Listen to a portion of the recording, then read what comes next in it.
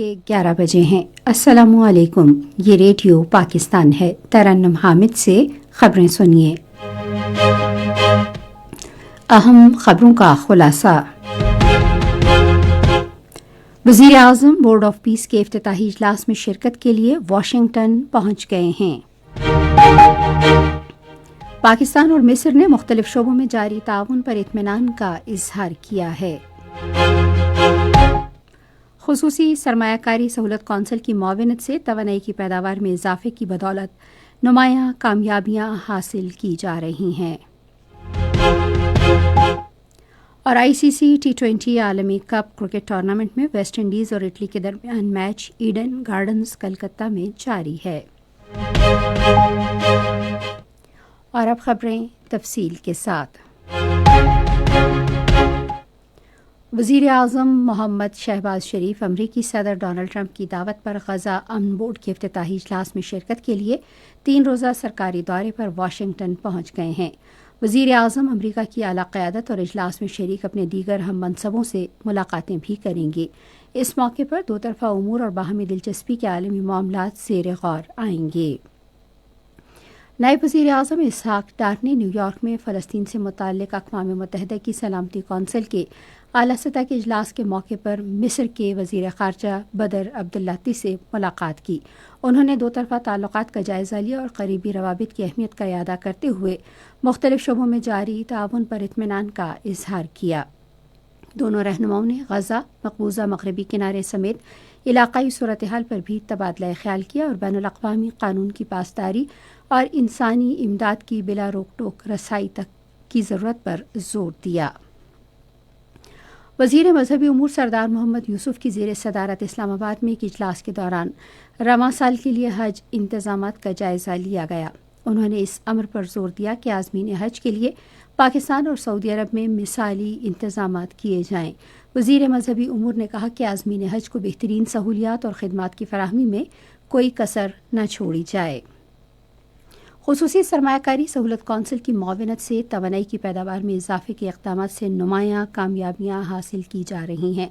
OGDCL ملک میں یومیہ پیداوار میں اضافے کے لیے غیر ملکی کمپنیوں سے معاہدے کے ساتھ ساتھ جدید تکنیکی اقدامات پر عمل پیرا ہے۔ ادارے نے کنڑ اور پاساکھی آئل فیلڈز میں جدید واٹر انجیکشن سسٹمز کے لیے ایک فرانسیسی کمپنی کے ساتھ اہم معاہدہ کیا ہے۔ اس معاہدے کے تحت فیلڈز کی مجموعی پیداوار میں 9 ملین بیرل تیل اور 3 بلین کیوبک فٹ گیس کے اضافے کے ساتھ $460 ملین کی آمدنی متوقع ہے۔ وزیر اعظم محمد شہباز شریف کی جانب سے ختیجۃ الکبریٰ امام بارگاہ اسلام آباد میں دہشت گردوں کے شہداء کے خاندانوں کو اعلان کردہ امدادی رقوم کے چیکس تقسیم کر دیے گئے ہیں۔ اسلام آباد سے تعلق رکھنے والے 36 شہداء کے ورثاء کو امدادی چیکس پہنچائے گئے۔ ہر شہید کے ورثاء کو 50 لاکھ روپے کا چیک دیا گیا۔ تونسا شریف، تلا گنگ، استور اور اسکردو سے تعلق رکھنے والے 4 شہداء کے لواحقین کو بھی چیک پہنچائے جا رہے ہیں۔ نوجوانوں کی تربیت کے لیے ISPR کا ونٹر انٹرنشپ پروگرام ملک بھر میں جاری ہے۔ پروگرام کے تحت شرکاء کو گوادر بندرگاہ اور پاک بحریہ کے جہازوں کا دورہ کرایا گیا۔ پاک بحریہ کے افسران نے جہازوں کی دفاعی صلاحیتوں اور سمندری سرحدوں کے تحفظ کے حوالے سے شرکاء کو آگاہ کیا۔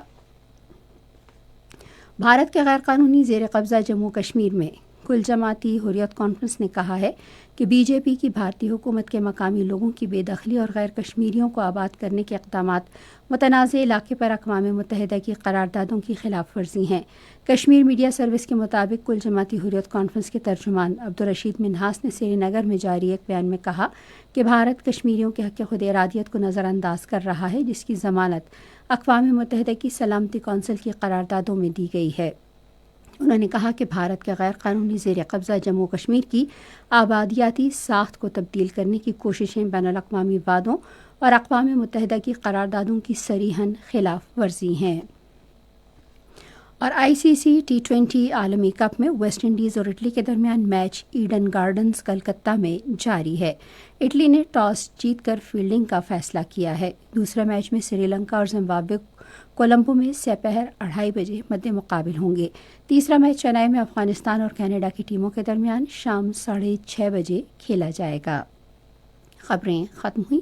مزید خبروں اور تجزیوں کے لیے آئیے ہماری ویب سائٹ پر radio.gov.pk اور فیس بک کے link radio Pakistan news official پر براہ راست ویڈیو اسٹریمنگ بھی ملاحظہ کیجیے۔